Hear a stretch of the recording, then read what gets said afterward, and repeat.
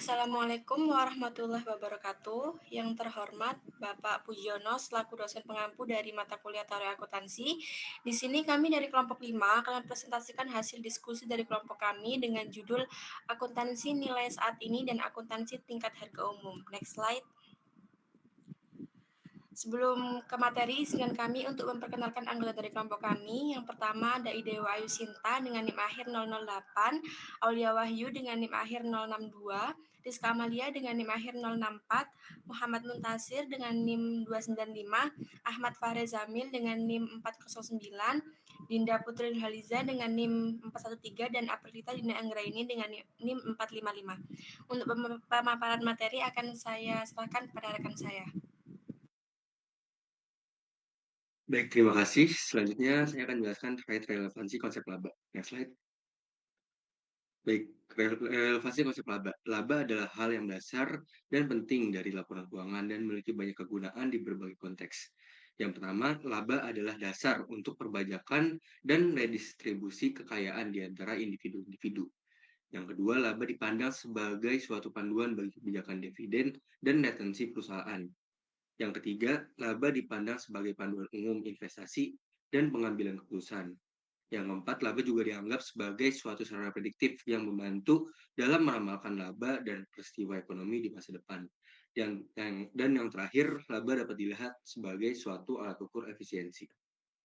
Next slide. Selanjutnya yaitu konsep akuntansi tradisional tentang laba. Secara laba akuntansi secara operasional adalah selisih antara pendapatan yang direalisasi dari transaksi selama suatu periode dengan biaya historis yang terkait.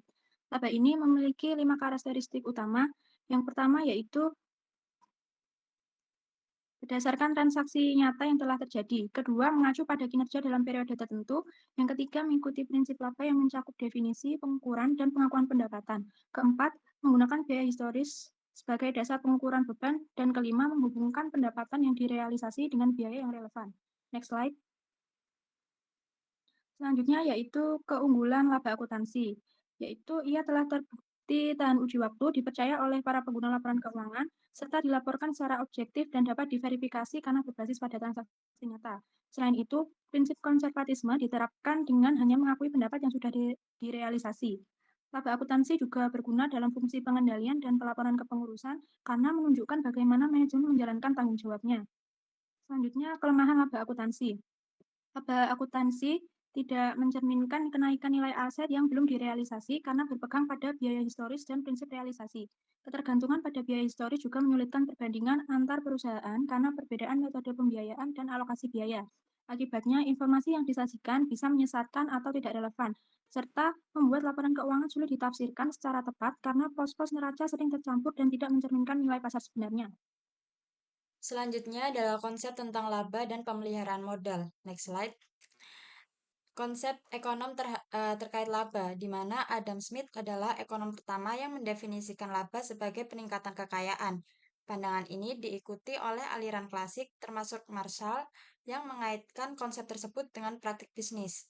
Selanjutnya, von Bohner yang mencoba mengembangkan konsep laba non-moneter meski saat itu analisis ekonomi didominasi oleh pendekatan moneter. Fisher membedakan laba menjadi 3, yakni laba psikis, kenikmatan dari konsumsi, laba real dengan peningkatan psikis, dan laba uang sebagai pendapatan untuk konsumsi. Menurutnya, laba real paling relevan bagi akuntan. Linda memandang laba sebagai bunga, yaitu apresiasi nilai barang modal dari waktu ke waktu. Selisih antara bunga dan konsumsi disebut simpanan. Ini melahirkan konsep laba ekonomi sebagai konsumsi ditambah perubahan modal dalam satu periode, yang dirumuskan sebagai YE sama dengan C ditambah KT min KT min 1. YE adalah laba ekonomi, C adalah konsumsi, KT adalah modal pada periode T, KT min 1 adalah modal pada periode TI. T min 1. Next slide.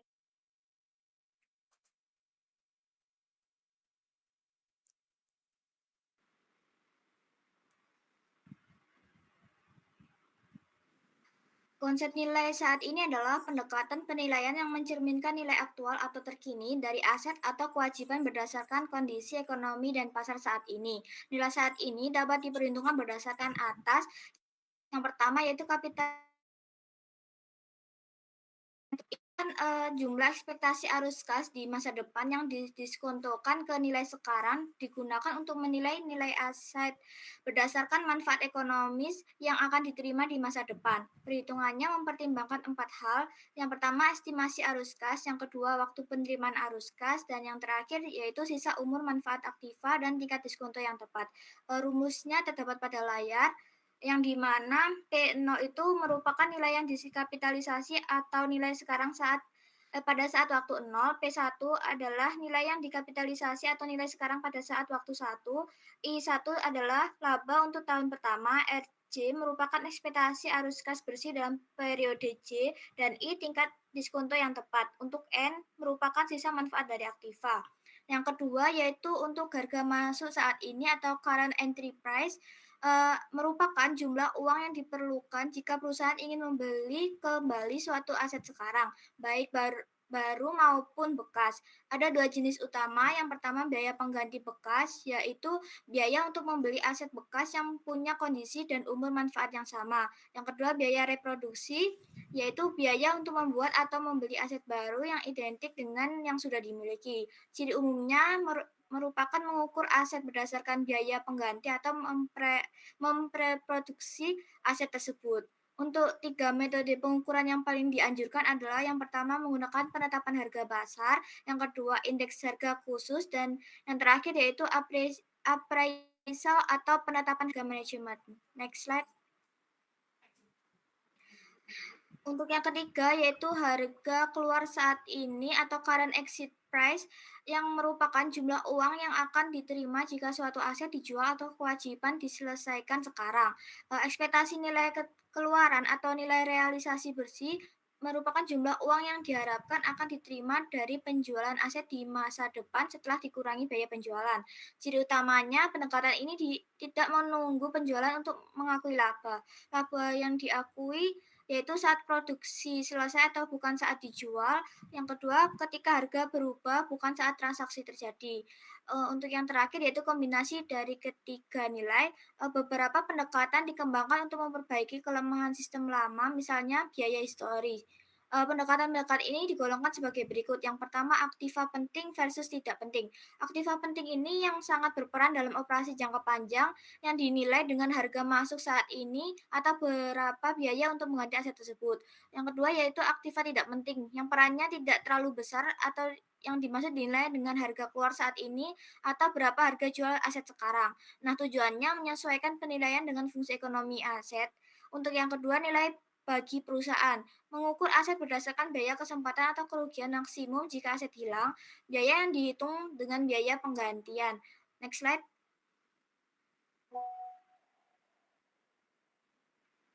Nah, yang ketiga, usulan biaya mengganti oleh SEC. SEC mewajibkan perusahaan besar untuk mengungkapkan biaya penggantian sebagai informasi tambahan. Ini adalah biaya terkecil untuk mengganti aset dengan kapasitas yang sama dalam operasi normal. Untuk yang keempat, pendekatan kombinasi nilai ini menggabungkan berbagai metode penilaian, yaitu harga masuk, harga keluar, dan lain-lain. Tujuannya untuk mengurangi kelemahan masing-masing metode dan memberikan nilai yang lebih realistis.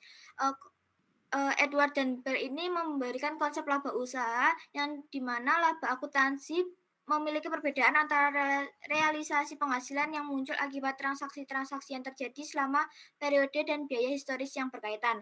Laba usaha berbeda dari laba akuntansi dalam 2 hal. Yang pertama, laba usaha didasarkan pada penilaian biaya pengganti, dan laba usaha hanya mengakui keuntungan yang dibuat akrualnya selama periode yang bersangkutan. Komponen laba usaha ini adalah laba operasional saat ini, kemudian ada keuntungan atau kerugian kepemilikan yang sudah direalisasi, dan yang terakhir yaitu keuntungan atau kerugian kepemilikan yang belum direalisasi tapi sudah terjadi nilainya. Next slide.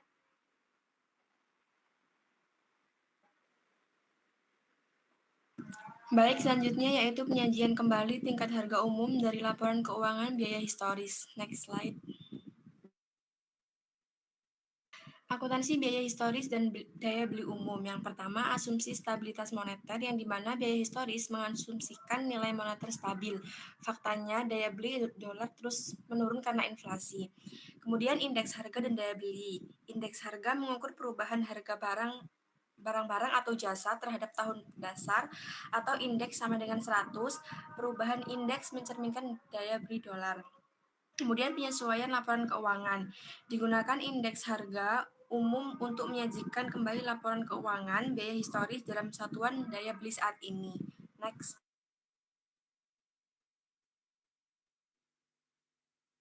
Kemudian model neraca Chambers. Postmoneter adalah jumlah tetap dalam dolar dan tidak dipengaruhi inflasi. Kemudian rumus awalnya MO plus NO sama dengan RO, yang dimana MO adalah moneter, NO non-moneter, dan RO adalah ekuitas. Kemudian setelah penyesuaian harga, maka M1 NO plus NOP sama dengan RO plus ROP dikurangi MOP, yang dimana MOP merupakan kerugian atau keuntungan dari pos moneter. Next.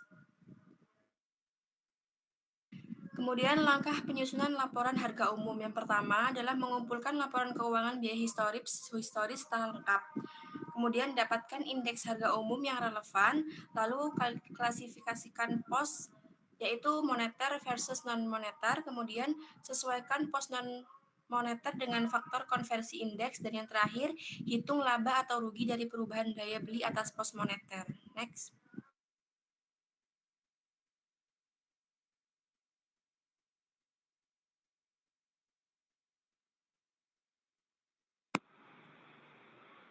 Selanjutnya, pos khusus akibat perubahan tingkat harga umum. Yang pertama, perlakuan pos-pos moneter. Jumlah pos-pos moneter tetap jika dilihat dari nilai dolarnya, tetapi mengalami perubahan nilai daya beli akibat perubahan tingkat harga umum. Pemilik pos moneter bisa mendapat keuntungan atau kerugian karena perubahan daya beli. Keuntungan atau kerugian ini dapat berupa keuntungan atau kerugian akibat tingkat harga umum atas aktiva atau kewajiban moneter. Selama harga-harga meningkat, aktiva moneter itu artinya rugi daya beli, kerugian tingkat harga umum. Kewajiban moneter mengakibatkan untung daya beli, keuntungan tingkat umum. Selama harga-harga menurun, aktiva moneter, untung daya beli, keuntungan tingkat harga umum. Kewajiban moneter, rugi daya beli, kerugian tingkat umum. Lalu perlakuan keuntungan dan kerugian tingkat harga umum. FASB dan CICA menyarankan agar keuntungan atau kerugian diakui dalam pendapatan belanja. Kedua, hanya kerugian yang diakui sebagai pos modal. Dan ketiga, baik untung maupun rugi diakui sebagai pos modal. Dan yang terakhir, diakui dalam pendapatan berjalan kecuali terkait kewajiban jangka panjang seperti obligasi yang diakui saat direalisasi.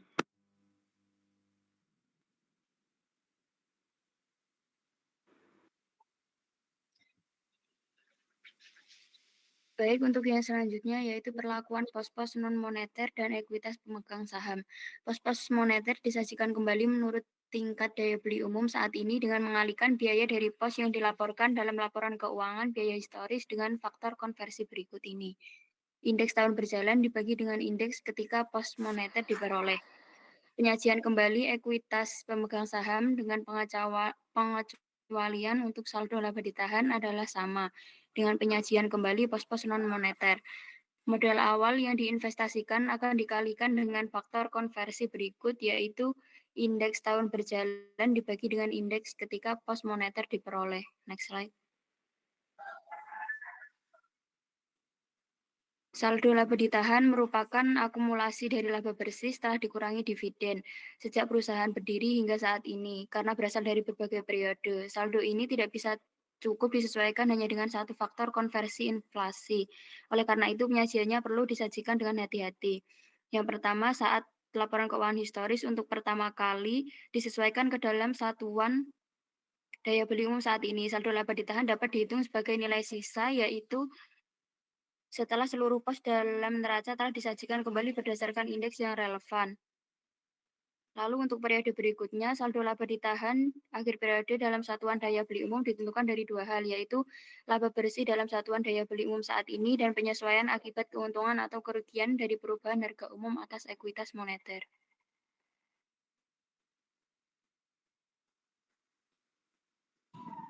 Baik, sekian presentasi dari kelompok kami. Apabila ada salah kata, kami mohon maaf. Wassalamualaikum warahmatullahi wabarakatuh.